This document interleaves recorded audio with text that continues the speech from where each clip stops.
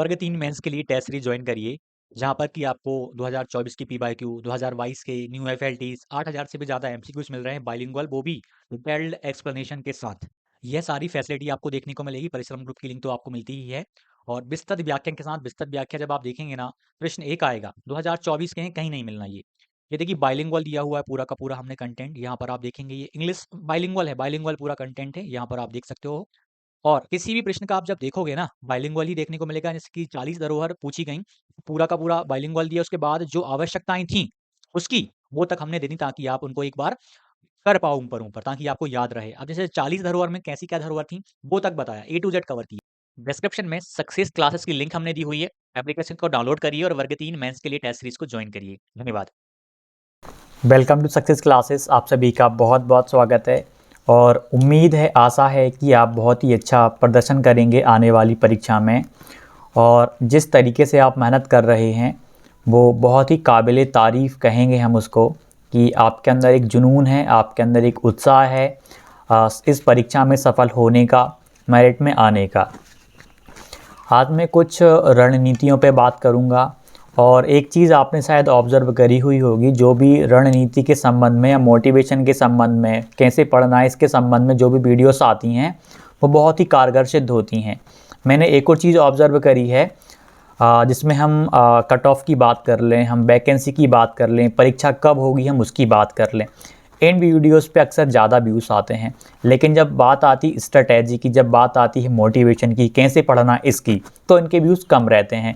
इसी से हम अंदाज़ा लगा सकते हैं कि अधिकतर अभ्यर्थी जो है ना, उन्हें कैसे पढ़ना है उससे मतलब नहीं है, उन्हें बस इससे मतलब है कि कब हमारी परीक्षा हो जाएगी। लेकिन जो अभ्यर्थी ऐसी वीडियोस को भी, रणनीति को भी, मोटिवेशन को भी देखते हैं, मैं सच मानता हूं कि वो अपने अंदर एक जुनून भी रखते हैं अच्छा वाला, कि हर हाल में हमें सिलेक्शन लेना ही है।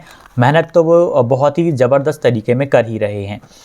मैंने कुछ प्रश्न लिए हैं, उन पे बात करूंगा। और एक और प्रश्न है पाठ्यक्रम को लेके, वो भी आपको समझाऊंगा। एक प्रश्न, एक बहुत ही अच्छी कमेंट है Bhakti Sagar. Thank you so much sir for providing such a online series. It will get benefit in upcoming mains examination. I have got 1 rank in this test. I have scored 119 out of 150. Hope that I will able to increase it till 125 to 130 by your guidance and support. I have got following marks math में इनके पिछले वाले mock का score है 27 था, हिंदी में 27, EVS में 25, CDP में कम 21, इंग्लिश में इनका 19। बहुत अच्छा स्कोर है। आप प्रयास करते रहें, आप अभ्यास करते रहें, आप देखना आप अच्छा स्कोर कर पाओगे। सविता गौतम, ईवीएस में एक भी इम्प्रूव नहीं हो रहा, कितना पढ़ रही फिर भी वही हो रहा। ईवीएस एक ऐसा विषय है जिसको आपको जितना ज़्यादा आप पढ़ेंगी उतना ज़्यादा बेनिफिशियल रहेगा, बेनिफिट रहेगा। पिछले वाले प्रश्न टेस्ट में ही आप देख लीजिएगा, कुछ क्वेश्चंस आपको ऐसे देखने को मिले होंगे जिसमें यदि आपको याद होगा तो आपको सीधा मतलब याद करने वाले क्वेश्चंस ईवीएस में बहुत सारे आ रहे हैं, लेकिन जो लेवल है वो उच्च स्तर के प्रश्न आ रहे हैं। तो ईवीएस का एक ही तरीका है कि पीवाईक्यू से पैटर्न को समझा जाए, पीवाईक्यू के माध्यम से डिफ़िकल्टी लेवल को समझा जाए, क्योंकि मेंस में भी यही लेवल रहेगा ईवीएस का। और टफ़ क्या बनाएंगे, ऑलरेडी ये टफ़ है ईवीएस, तो इससे ज़्यादा टफ़ नहीं बनने वाली, यही पैटर्न आपका रहने वाला है ईवीएस में। इसी प्रकार के प्रकृति के प्रश्न आपसे पूछे जाएंगे।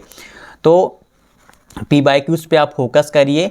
और ईवीएस में मैं आपसे एक स्पेशल रिक्वेस्ट करूंगा, ईवीएस में जो विस्तृत व्याख्या मिल रही है उसको आप और भी डीप में पढ़िएगा, क्योंकि हम ईवीएस पे और एक्स्ट्रा काम कर रहे हैं। हमें पता है कि ईवीएस बहुत टफ आ रही है, तो उसकी जो डिटेल्ड एक्सप्लेनेशन आपको टेस्ट में मिलेगा ईवीएस का, वो बहुत ही और डीप में आपको देखने को मिलेगा। तो वहाँ की थ्योरी को आपको पढ़ना है, ताकि आप परीक्षा तक अपने आप में बहुत सारे कंसेप्ट को मजबूत कर पाओ। यदि इतने सारे कंसेप्ट को आपने पढ़ लिया, हर एक तरीके, मतलब हम बात करें ईवीएस में तो बहुत सारे प्रश्न बन सकते हैं एक ही टॉपिक से। तो ईवीएस क्या मांगती है आपसे, अभ्यास मांगती है। अभ्यास के साथ साथ रट्टाफिकेशन की कहती कि भैया आप मुझे याद करो, जहाँ जहाँ याद करने की संभावना है वहाँ याद करो, जहाँ समझने की ज़रूरत है आपको वहाँ समझना पड़ेगा। मीनू सिंह, एक बहुत अच्छा प्रश्न है। सर प्लीज़ एनालिसिस कैसे करें, इसके ऊपर एक वीडियो बना दीजिए, क्योंकि हम ईवीएस और सीडीपी का एनालिसिस ही नहीं कर पा रहे हैं। मेरा नंबर 104 से 106 के बीच आ रहा है, प्लीज़ रिप्लाई। यदि आप ईवीएस और सीडीपी का आप एनालिसिस नहीं कर रही ना, तो सच बता रहा हूँ आप बहुत बड़ी गलती कर रहे हैं। जो भी अभ्यर्थियों को लग रहा है कि यार मैथ का सॉल्यूशन देख लिया हमने, सीडीपी ईवीएस को नहीं देख रहे, जबकि असली वाला जो विश्लेषण है, जो विस्तृत व्याख्या है ना, वो ईवीएस और सीडीपी की ही आपको खासकर देखनी है, ताकि आप उसको और भी गहराई से समझ पाओ। आप प्रश्नों के उत्तर को कैसे टिक करना है, कैसे एलिमिनेशन मेथड का यूज़ करना है, कैसे प्रश्नों के हटाना है, ताकि आपकी समझ विकसित हो जाए। तो आप एनालिसिस करने का सीधा सा तरीका है, जो प्रश्न गलत हुआ है आपको उसकी विस्तृत व्याख्या पूरी पढ़नी है, और जो प्रश्न सही हुआ है उसकी विस्तृत व्याख्या पढ़नी है। लेकिन जो जो हमें आवश्यक लग रहा है, क्या क्या याद करने की चीज़ें हैं, क्या क्या समझने योग्य चीज़ें हैं, हमको उनको पढ़ना है। एनालिसिस का मतलब है जो प्रश्न गलत हो गए उन पे और भी ज़्यादा ध्यान देना, उनकी विस्तृत व्याख्या को पढ़ना, उससे समझना, अपनी समझ को विकसित करना कि आखिरकार मैंने ये गलती क्यों करी, ताकि अगली बार मुझसे ये गलती ना हो। तो आपकी समझ विकसित होती है एनालिसिस के माध्यम से, विस्तृत व्याख्या को पढ़ने से।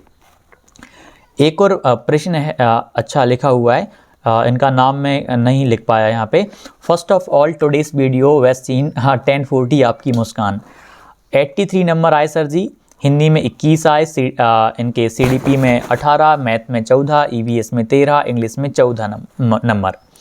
सब्जेक्ट संस्कृत प्रीवियस टेस्ट में 17 थे। तो हम भी संस्कृत वाले हैं, पर इंग्लिश वाला जानबूझकर लगाते हैं। एक सब्जेक्ट के चक्कर में दूसरे बाकी सब्जेक्ट को अनदेखा नहीं कर सकते।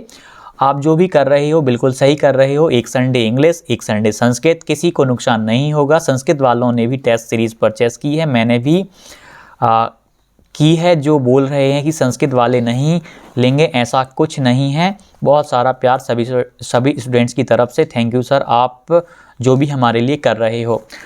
ये मैं ऑलरेडी बता चुका हूँ कि हम अल्टरनेट वे में चल रहे हैं, क्योंकि जो PYQs हैं कुछ संस्कृत लैंग्वेज के साथ में हुए हैं, कुछ अंग्रेजी भाषाओं के साथ में हुए हैं। तो हम अल्टरनेट वे में आपको प्रोवाइड कर रहे हैं, ताकि दोनों को मिलता रहे। 120 नंबर का तो कॉमन ही है। बाकी 2-3 नेगेटिव कमेंट आती हैं तो मैं उनको इग्नोर कर देता हूं, क्योंकि मैं उन 2-3 लोगों की वजह से अपने दिमाग को ख़राब नहीं करूंगा, और आप जैसे जो मेहनत कर रहे हैं हज़ारों अभ्यर्थियों को नुकसान नहीं करूँगा। मेरा मतलब मैं बहुत सोच समझ के काम करता हूँ कि मैं 2 लोगों पे फोकस ना करके मैं उन हज़ारों अभ्यर्थियों पे ध्यान केंद्रित करता हूँ कि वो मेहनत कर रहे हैं, उनकी डिमांड क्या है, उनकी मांग क्या है। अब 2 अभ्यर्थी हैं, वो 2-3 अभ्यर्थी बहुत अलग प्रकार के रहते हैं, वो दूसरे पहलू को नहीं देख पाते हैं। जैसे कि PYQ में कुछ होते हैं जो केवल यार ये तो संस्कृत भाषा के साथ हुआ था, मैं क्यों लगाऊं, नुकसान कर लेते हैं वो लोग। क्या पता कि ये भाई ध्यान ही नहीं दे रहे कि ये PYQ है, जिस भाषा के साथ होगा उसी के साथ तो अवेलेबल होगा। अल्टरनेट वे में चल रहे हैं। तो रवि दास वर्मा सर जी, आपका PYQ टेस्ट वेस्ट है, कोई भी प्लेटफॉर्म नहीं दे रहा ऐसा। थैंक यू सर जी। बस एक चीज़ मैंने ऑब्जर्व करी है कि यदि आप टेस्ट लगा रहे हो तो आप जितने भी आपको सक्सेस क्लास एप्लीकेशन पे मॉक मिल रहे हैं, कोशिश करो कि आप जल्द से जल्द समय में ख़त्म कर लो। 1 महीने में ज़्यादा से ज़्यादा क्वांटिटी में ख़त्म कर लो, क्योंकि अप्रैल महीने में 15 अप्रैल के बाद मैं होने वाला हूँ फ्री। यदि मैं फ्री हो गया तो हमारा जो क्वांटिटी है ना टेस्ट की, हम बहुत तेज़ी से काम करेंगे। अभी सच बता रहा हूँ, मेरा टाइम शेड्यूल इतना गजब लेवल का चलता है कि सुबह 4 बजे से स्टार्ट हो जाता है। लेकिन चलिए इस पे हम बाद में बात करेंगे कि कैसा क्या मेरा स्टडी शेड्यूल रहता है, या मैं कैसे आपके लिए काम करता हूँ। मॉक पे आप मैं कितने घंटे काम करता हूँ, जो विस्तृत व्याख्याएं आपको दे रहा हूँ उस पर स्पेशल मैथ पे पूरा का पूरा टाइम मुझे देना पड़ता है, क्योंकि मैथ में आपने देखा होगा ESB के 3-4 प्रश्न सिली मिस्टेक्स की वजह से गलत रहते हैं, तो हमें उन पे और ज़्यादा ध्यान देना पड़ता है। तो बिंदास करिए, मैं खुद आपके लिए मेहनत कर रहा हूँ, हमारे साथ वाले आपके लिए बहुत जी जान लगा के मेहनत कर रहे हैं, तो आपका तो कर्तव्य बनता है। तो कोशिश करना कि अप्रैल महीने तक जो भी चैप्टर वाइज टेस्ट हों, 2022 वाले जो अपलोडेड हैं वो हों, चाहे 2022 वाले जो 2024 वाले जो अभी तक अपलोड हो गए हैं वो हों, उनको आप लगा लीजिए। क्योंकि जैसे ही मैं फ्री हो गया ना, बहुत सारे टेस्ट आपको मिलने वाले हैं, बहुत सारी चीज़ें आपको एप्लीकेशन पे मिलने जा रही हैं। बहुत तेज़ी से काम चालू हो जाएगा आपका 15 अप्रैल के बाद और टेस्ट पे। अभी हम संडे टू संडे पे काम कर रहे हैं, तो फिर आप मतलब ये मान के चलिए 10,000 से भी ज़्यादा प्रश्न हम आपको दे रहे हैं। PYQ तो आप सोच ही नहीं सकते। PYQ हम बहुत गजब लेवल पे काम कर रहे हैं।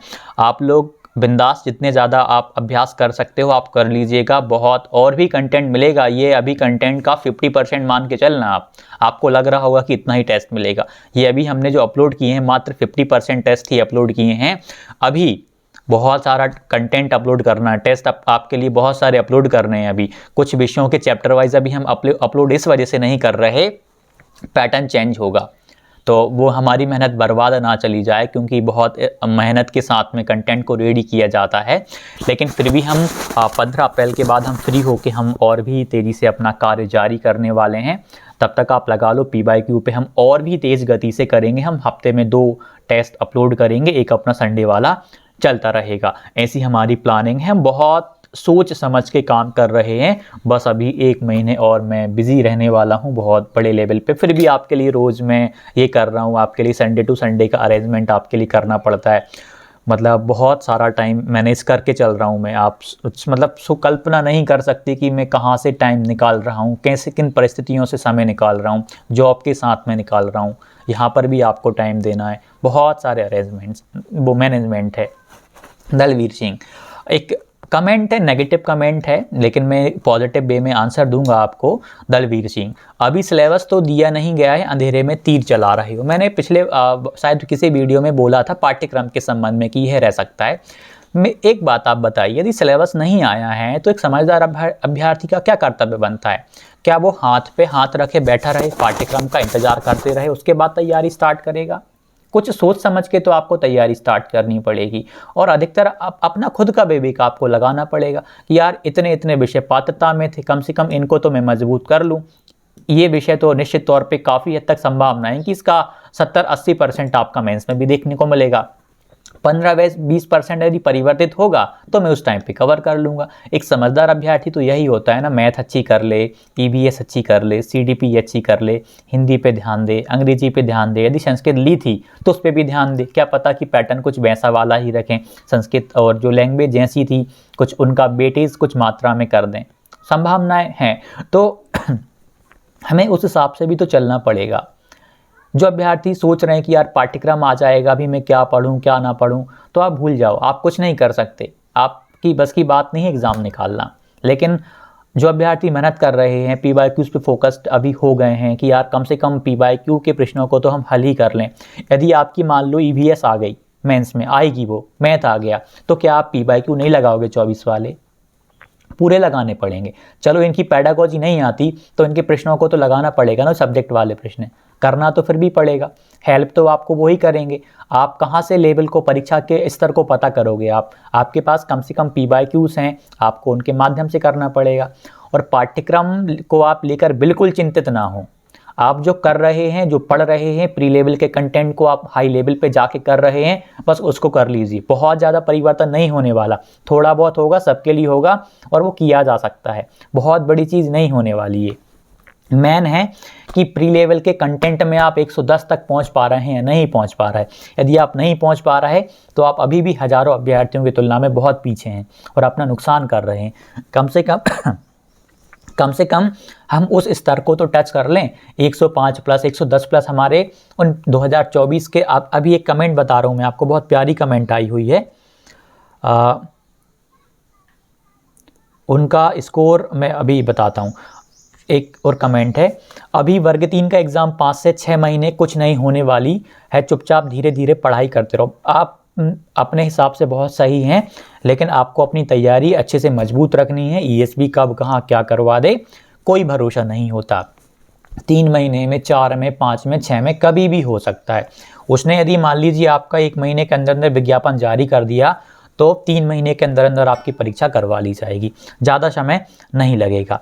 एक और प्रश्न था, मैं नाम शायद मुझे ध्यान नहीं है, मैं कमेंट वो लेने वाला था उनकी कमेंट को, चलिए बता देता हूँ। उनके 122 आए हैं इस बार की परीक्षा में। अच्छा कमेंट है उनका। और उनके अभी जो पिछला वाला टेस्ट दिया उसमें 112 स्कोर ही वो कर पाई। अच्छी कमेंट थी, मैं याद नहीं आ रहा नाम मुझे। उन्होंने 2-3 बार भी कमेंट की हुई थी, तो मैं आपको बता देता हूँ। उन्होंने ऐसी कमेंट करी हुई थी, उन्होंने जो प्री में है उनका 122 स्कोर रहा और जो मॉक लगा रही हैं उनमें कम स्कोर आया। इस वाले में 112 नंबर आया, पुराने वाले का मुझे आइडिया नहीं कि कितना आया, लेकिन उसकी तुलना में कम आया, मतलब उनको ये वाली शिफ्ट टफ लगी। एक चीज़ हम ऑब्जर्व कर पा रहे हैं कि जब आप अलग अलग शिफ्ट के टेस्ट लगा रहे हो ना, हाँ आपका स्तर बढ़िया है, 112 उस वाले टेस्ट में आपका बढ़िया स्कोर है और आपका लेवल बढ़िया है। आप बस मॉक टेस्ट पे ज़्यादा ध्यान दीजिएगा। मेन चीज़ ये है, जो 100 प्लस वाले हैं, 90 प्लस वाले हैं, आप मॉक पे ज़्यादा ध्यान दीजिएगा। तो आपका स्तर अच्छा है। बस ये है कि आपको और भी धैर्यता के साथ पढ़ना है। आप सिलेक्शन के काफ़ी करीब हैं, लेकिन इसमें भी हमें और अच्छे से मेहनत करनी है। अच्छे से मेहनत करेंगे तो निश्चित तौर पे आप टॉप मेरिट में आने की आपकी संभावनाएं बनती हैं। जो भी डाउट हो कमेंट कीजिएगा। काफ़ी सारे अभ्यर्थी हैं, बहुत अच्छी कमेंट आती हैं, कुछ नेगेटिव कमेंट भी आती हैं। अब उन नेगेटिव की वजह से मैं नेगेटिव थोड़ी होऊंगा, और अन्य अभ्यर्थियों को जिनको मैं सकारात्मकता दे रहा हूं उनको मैं नकारात्मकता थोड़ी दूंगा। चेहरे पे मुस्कान ही रखनी पड़ेगी कि आप मेहनत करिए। आप जो मेहनत कर रहे हैं उसको रंग लाना पड़ेगा, वो रंग लाएगी। आज का संघर्ष कैसे आपका कल सफलता में बदलता है, ये केवल आप जानेंगे। आपको आपकी संघर्ष की जो कहानी है, जो पथ है, जो राह है, जो मार्ग है, जो रास्ता है, वो आपको पता रहेगा। बाकी अन्य का क्या कहना, वो तो कुछ भी कह के चले जाएंगे आपसे, लेकिन जो मेहनत आपकी है वो बहुत बड़े स्तर पे आपको सहायता प्रदान करेगी। बस यही है, बिंदास तैयारी करो, आप मेहनत करिए। धन्यवाद। वर्ग 3 मेंस के लिए टेस्ट सीरीज ज्वाइन करिए, जहां पर कि आपको 2024 की पीवाईक्यू, 2022 के न्यू एफएलटीज, 8000 से भी ज़्यादा एमसीक्यूज मिल रहे हैं बाइलिंगुअल, वो भी डिटेल्ड एक्सप्लेनेशन के साथ। यह सारी फैसिलिटी आपको देखने को मिलेगी। परिश्रम ग्रुप की लिंक तो आपको मिलती ही है, और विस्तृत व्याख्यान के साथ। विस्तृत व्याख्या जब आप देखेंगे ना, प्रश्न एक आएगा 2024 के हैं, कहीं नहीं मिलना ये देखिए बाइलिंगुअल दिया हुआ है पूरा का पूरा हमने कंटेंट। यहाँ पर आप देखेंगे ये इंग्लिश बाइलिंगुअल है, बाइलिंगुअल पूरा कंटेंट है, यहाँ पर आप देख सकते हो। और किसी भी प्रश्न का आप जब देखोगे ना, बाइलिंगुअल ही देखने को मिलेगा। जैसे कि 40 धरोहर पूछी गई, पूरा का पूरा बाइलिंगुअल दिया, उसके बाद जो आवश्यकताएं थी उसकी, वो तक हमने दे दी, ताकि आप उनको एक बार कर पाओ ऊपर ऊपर, ताकि आपको याद रहे। अब जैसे 40 धरोहर में कैसी क्या धरोहर थी वो तक बताया, ए टू जेड कवर किया। डिस्क्रिप्शन में सक्सेस क्लासेस की लिंक हमने दी हुई है, एप्लीकेशन को डाउनलोड करिए और वर्ग 3 मेंस के लिए टेस्ट सीरीज को ज्वाइन करिए। धन्यवाद।